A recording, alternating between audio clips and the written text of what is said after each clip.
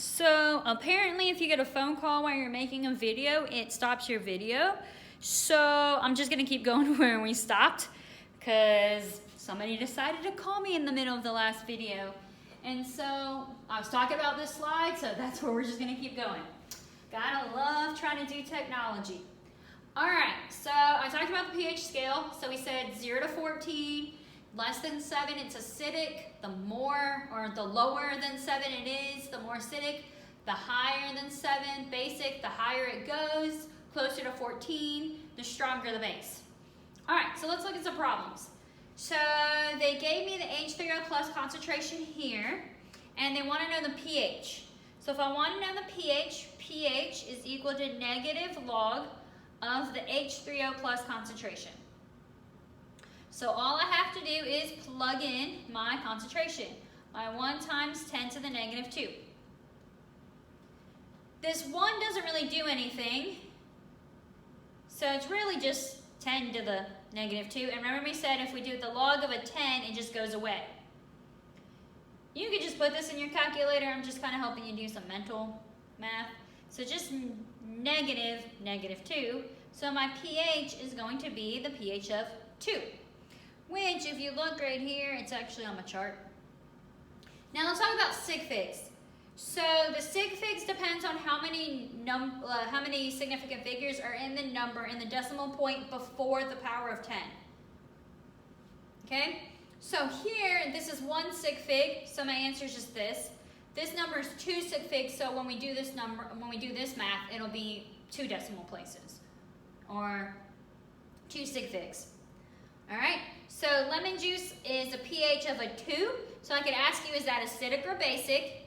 It's less than 7, so it's acidic, and it's closer to 0 than 7, so this is what would be strong.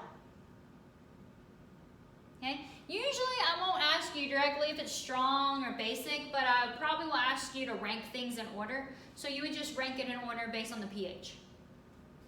All right, let's do another one. So pH is equal to negative log of H3O plus. I plug in that number.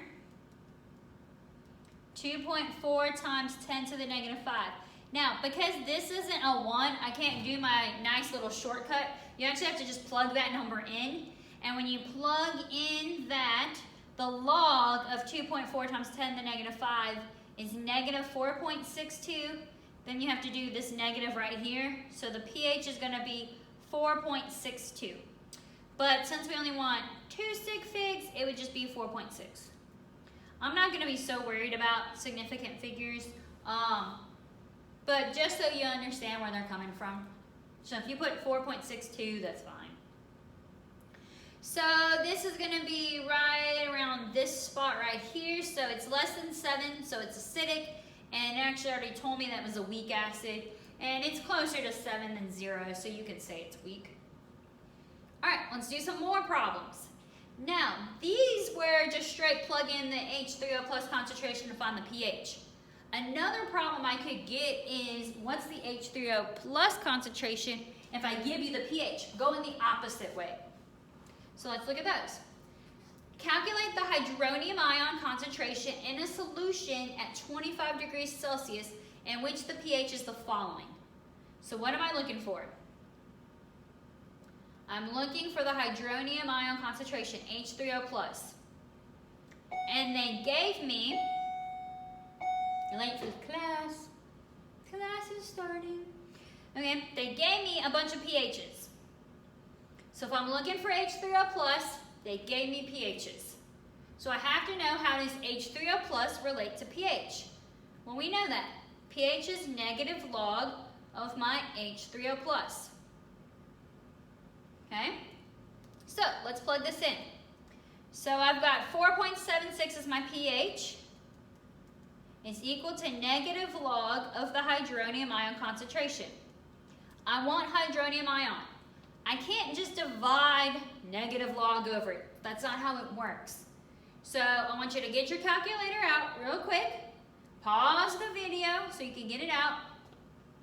I'll wait. If you notice on your calculator where it says log, the inverse of log, so either This is what the button says in your calculator on the like actual plastic part of your calculator says this, or the button says it. I don't know which one's on the button and which one's on the calculator, but one should say log, one should say 10 to the x, or 10 to the power. So, just like before when we had ln, and we were trying to get rid of ln, we did e. To get rid of log, you have to do 10. Okay? These are the inverses. So, if I'm trying to get rid of log, I need to first move my negative over. First thing you have to do is move the negative. So I've got negative 4.76 is equal to log of H3O plus, because this is going to get rid of log, not negative log. Then to get rid of log, I raise both sides to the 10. So this goes away.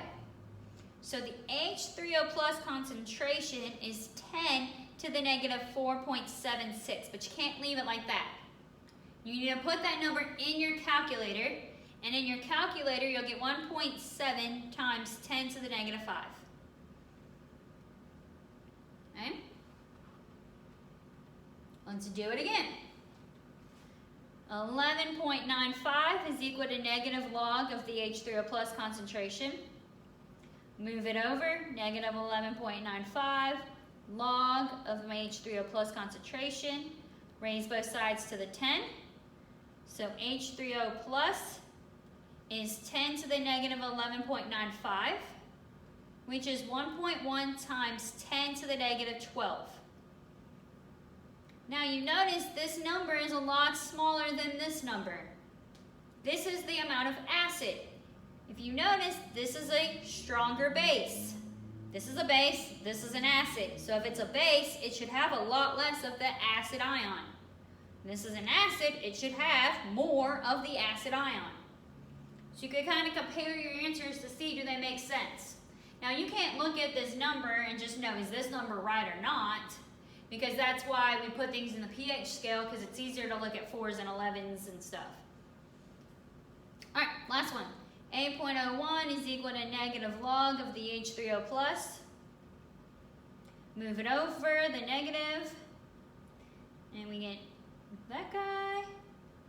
Raise both sides to the 10.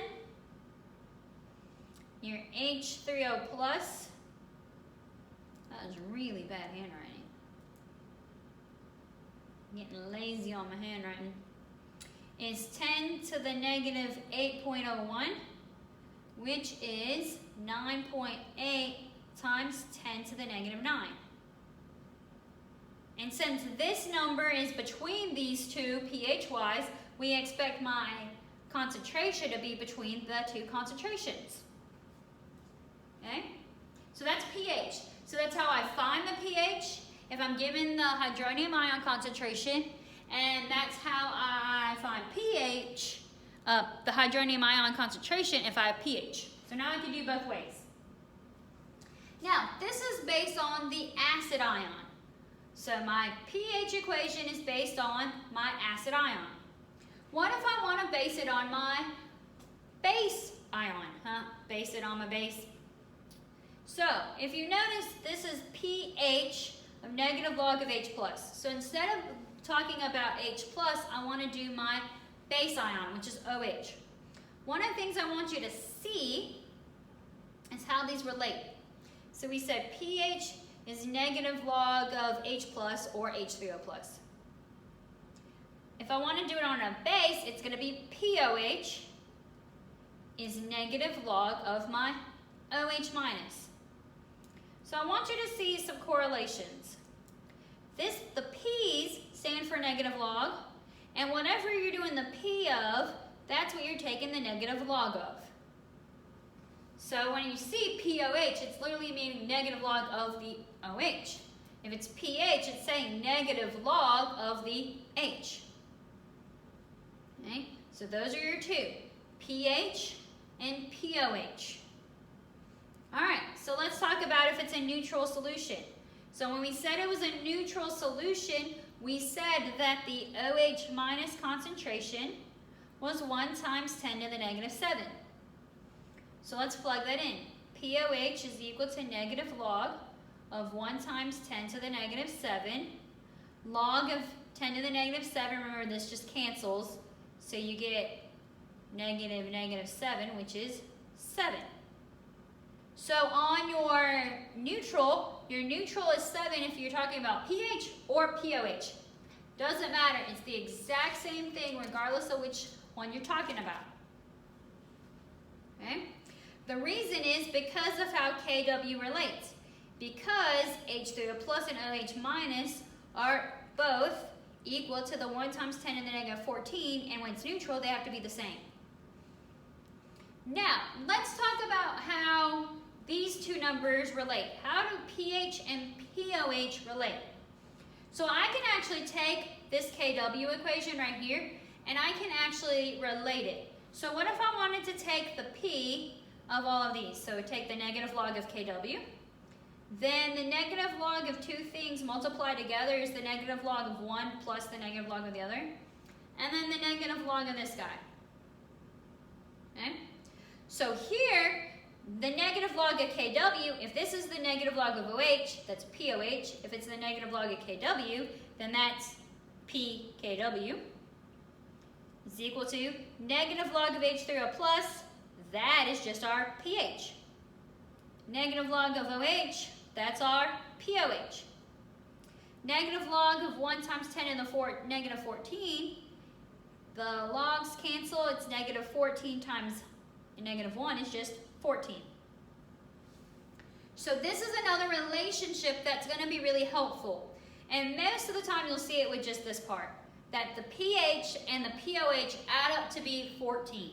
So if I have one, I can find the other by just subtracting them out. Okay? And this is true in all solutions. So even though we use the aqueous solution to solve it, if it's neutral, acidic, or basic, pH plus POH is always going to add up to 14, no matter what. Okay? Now if it's not at 25, this number changes a little, but it's so small, so just go with 14. Don't worry about the fact that the K itself, this changes with temperature. All right, let's do some practice. So, given two aqueous solutions, solution A, I have its OH minus concentration. Solution B, here's its H3O plus concentration. Which has the higher pH? And then which is more acidic? So let's look at our first question. First thing I want to know is the higher pH. So what did they give me? They gave me the OH concentration for A. They gave me the H3O plus concentration for B. They didn't give me the pHs, so I got to find it. So for solution A, I want the pH. There's actually two different ways you can do this. The first way you could do this is the idea that KW is equal to H3O plus times OH minus. Plug in your OH minus to find your H3O plus and then use your pH equation. Right? But I find that people have a tendency to mess that up more because you're going to work with a lot of these 10s to the powers and you're more likely to make a mistake. So what I would rather do is use simpler numbers. So what I want to do is, I might not be able to use this guy to get pH, but I can get what he is related to. I can get POH. So I know that POH is negative log of my OH minus. So if I plug that in, 4.3 times 10 to the negative 4, my POH is going to be 3.37. But I don't want POH, I want pH. So now I need to know, how does pH and POH relate? When we know pH plus POH is equal to 14. So if the POH is 3.37, then my pH would be 10.63. So now I have his pH.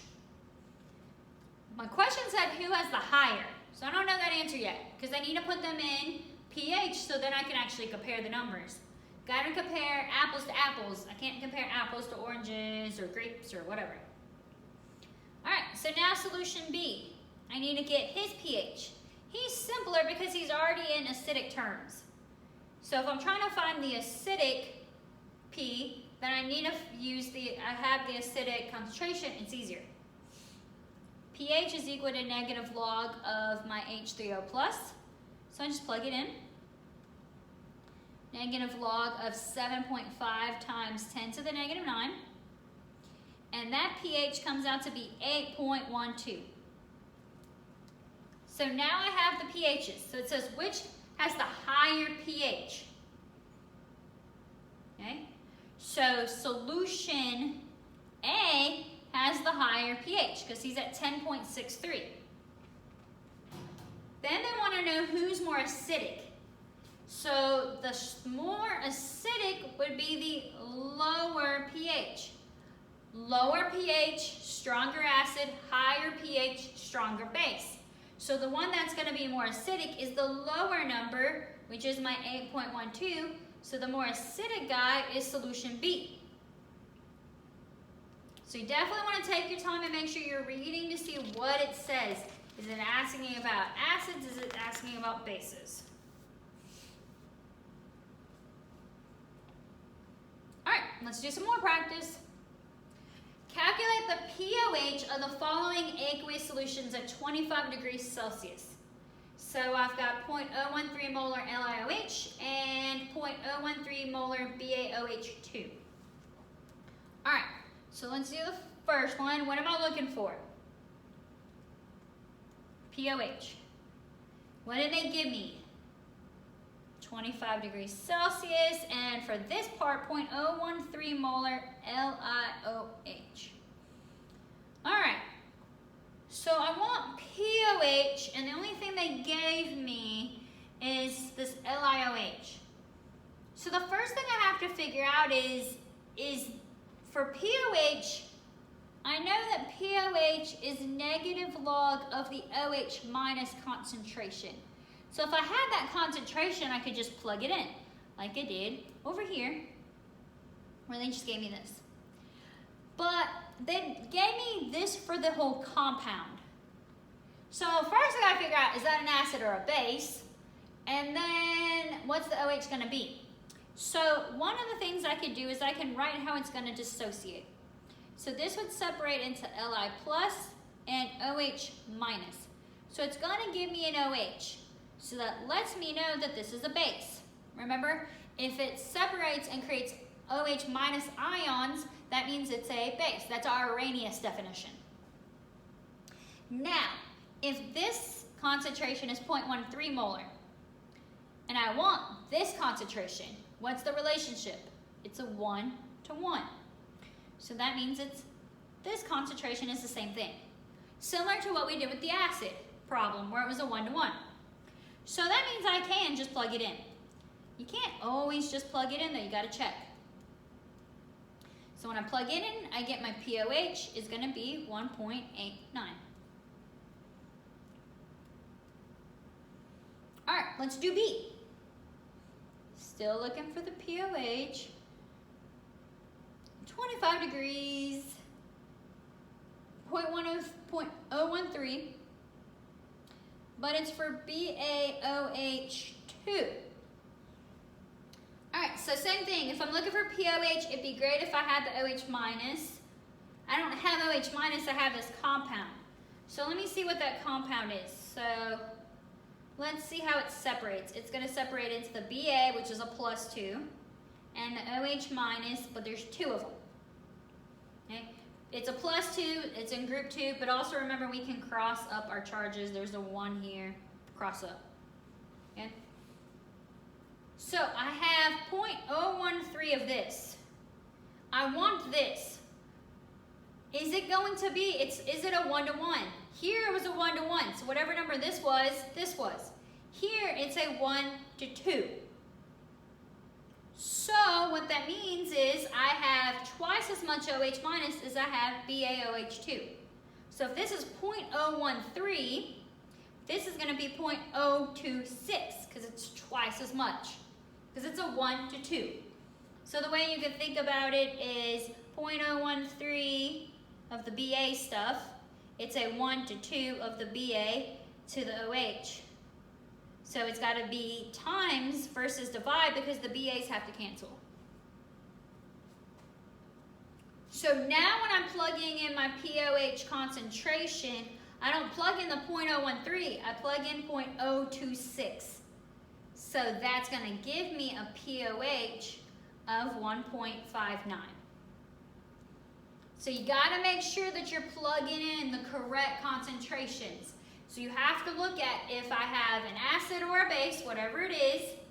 First, figure out what it is. Is it an acid or a base? So you know if you're finding OH minus or H3O plus. And then is it for one of those ions or for two of those ions? What's that ratio? Is it a 1-to-1 or a 1-to-2? You need to know that before you plug it in. Okay? All right, so the last slide we're going to do on this lecture is we're going to talk about how do we actually measure pH. So if I want to measure the pH, how can I do it? So there's actually a couple of ways. The kind of most accurate way, the fastest, most accurate, and the preferred method is using an electronic pH meter. So these are going to measure the H3O plus concentrations. So you'd have like a little meter, you dump it, you take this little meter, you'd stick it in your solution, and a number would pop up in your pH. And if you want a pOH, you just do the 14 thing. pH plus pOH is 14. So subtract 14 minus that number, you get pOH. That's the best way. Okay? Another way that we can do this is using an acid-base indicator. Now, there are several versions of this. A kind of a middle ground between these two would be pH strips. You may have seen these. It's a little strip of paper like this, and they're kind of like an orangey color. You stick it in the solution, so you would just stick it in the solution, and then when it comes out, you would have colors, and you'd match it on the color scheme. So you would kind of get a general idea of what it is, but it's hard to get an exact number. So with this, you would just kind of know, is it a strong acid, weak acid, strong base, weak base, or neutral? You won't really get an exact number like this, okay? But it gives you an idea. Another thing that you can use are more specific indicators. So these are substances that change color in a small pH range. Okay? So what it would be is you would dump the indicator into a solution, and the solution is going to change color. So when I dump it in, it changes color, and that's how I know, oh, so it's yellow. And for this specific indicator, it would say it's yellow from this to this pH range. And then it would say it's a gray-green from this to this. It's blue from this to this. So if it's yellow, I know it's at least in this specific range. And that range is usually pretty small. So at least it'll give me, you know, like a pH range of like 3. And one of the things you could do is you could use multiple. So if I have a solution, I could use 3 different test tubes like here, and then I could use the range. So say the yellow one said that it was between 0 and 5. I'm just making this up. And this one said that it was this color between 2 and 7. And this one was between 1 and 2. So what would the number have to be? So here we got 0 to 5, right? So from this one we said, okay, it's between 0 and 5. From this it says 2 to 7. So what's the overlap? So if the overlap would be from these two, 2 to 5. Because the slowest it could go is 2, because this only goes that much. The highest it could go is 5. Then this says 1 to 2. So it would tell me that this guy's pH was a 2. So you could use multiple different indicators to kind of figure it out.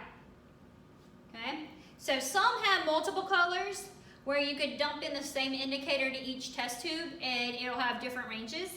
Some of them you would have to do like one indicator for this one indicator for the next one indicator for the next one, and use 3 different indicators.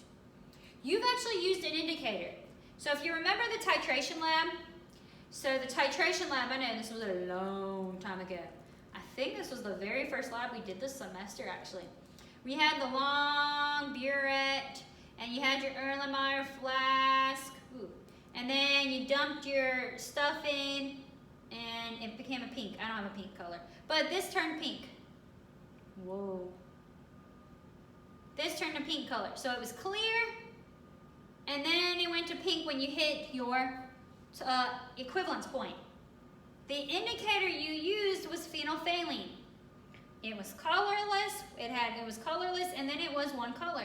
It went to pink. Okay?